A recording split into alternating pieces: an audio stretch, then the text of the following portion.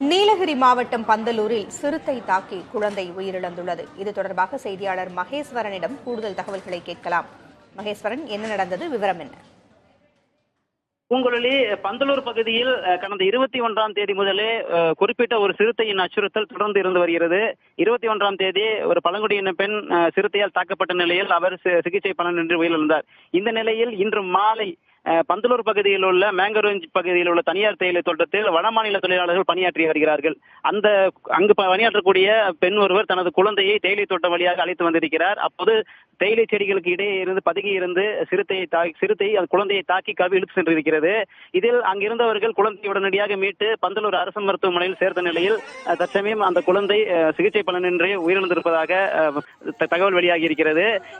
இந்த சம்பவத்தை கண்டித்து தற்சமயம் தொண்டியாலம் பகுதியில் அந்த கிராம மக்கள் சாலை மறியல் போராட்டத்தில் ஈடுபட்டு வருகிறார்கள்.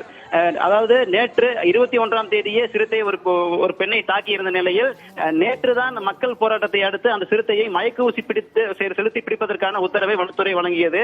அந்த உத்தரவே தங்களுக்கு தாமதமாக கிடைத்ததாக கூறிதான் அந்த மக்கள் ஆதங்கத்தில் இருந்தார்கள். இந்த நிலையில் இன்று மேலும் ஒரு குழந்தை சிறுத்தை தாக்கி உயிரிழந்த நிலையில் இது மக்களிடையே பெரும் கொந்தளிப்பு ஏற்பட்டிருக்கிறது. தொடர்ந்து போராட்டத்தில் மக்கள் ஈடுபட்டு வருகிறார்கள். பூங்குழலி, சிறுத்தையை பிடிப்பதற்கான முயற்சிகள் ஒருபுறம் நடந்து கொண்டிருந்தாலும் மக்களுக்கான எச்சரிக்கையும் மக்கள் பாதுகாப்பாக இருக்க வேண்டும் என்றும் கூறப்பட்டிருக்கிறது.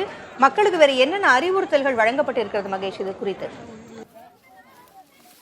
நேற்று சிறுத்தையை மயக்க ஊசி செலுத்தி பிடிப்பதற்கான அந்த உத்தரவு வழங்கப்பட்டிருந்த நிலையில் 2 வனக்கால்நடை மருத்துவர்கள் சம்பவ பகுதிக்கு வந்தார்கள். நேற்று மாலை முதலே சிறுத்தையை பிடிப்பதற்கான அனைத்து முயற்சிகளும் தீவிரப்படுத்தப்பட்டது.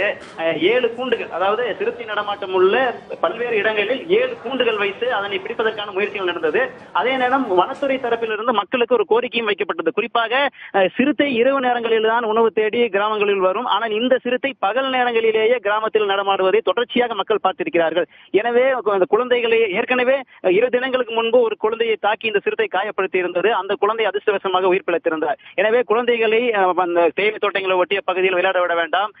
வேலைக்கு செல்பவர்கள் பாதுகாப்பாக செல்ல வேண்டும். இரவு நேரங்கள் அதே போல அதிகாலை நேரங்களில் பாதுகாப்பாக இருக்க வேண்டும் என்ற பல்வேறு அந்த கட்டுப்பாடுகளை மக்கள் அறிவுறுத்தல்களும் வனத்துறை மக்களுக்கு வழங்கி இருந்தது.